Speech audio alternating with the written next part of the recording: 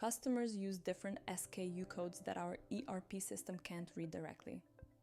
Normally, you would have to match each customer's SKU to our own and manually enter the correct internal SKUs into the ERP system to make it compatible. But what if you could skip that extra step and get them into the ERP system directly? Today, I'll show you how to do just that. First, go to Extract AI app and click on Integrations. Here, we'll add a lookup table.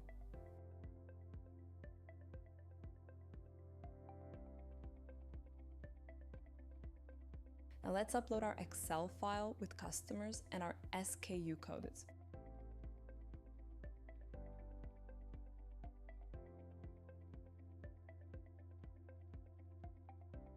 The next step is to create a template.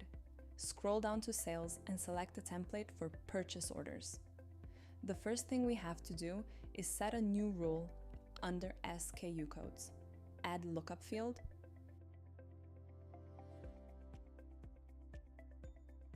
The lookup value customer SKU code has to be equal to column A, customer SKU code. And then the value column should be B-supplier SKU code. We can see here that a new column has been created. The last thing we have to do now is create an integration for this template, so Extract.ai will ask us to confirm extractions once they're done.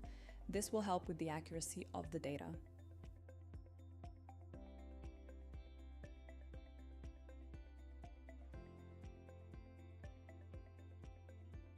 Here we go under the Details tab and set Require Confirmation to Yes. Now for the last adjustment, we have to connect the two integrations. Purchase order, template with the SKU code mapping. We want the type to be a field. For customer, we select SKU code, and for supplier, we choose lookup SKU code. It's time to upload our file and map the SKUs from this purchase order.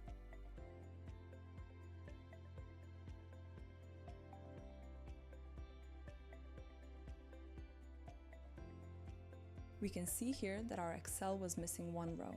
You can find this also on the dashboard under Pending Confirmations. Before we confirm it, let's enter this manually.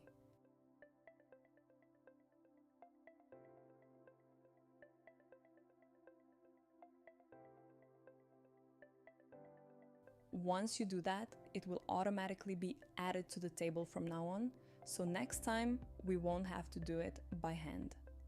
Let's try to upload the same document again and see if it'll remember the field we added manually.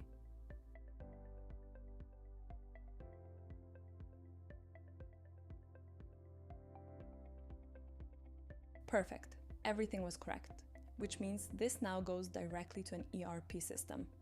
That's all for today.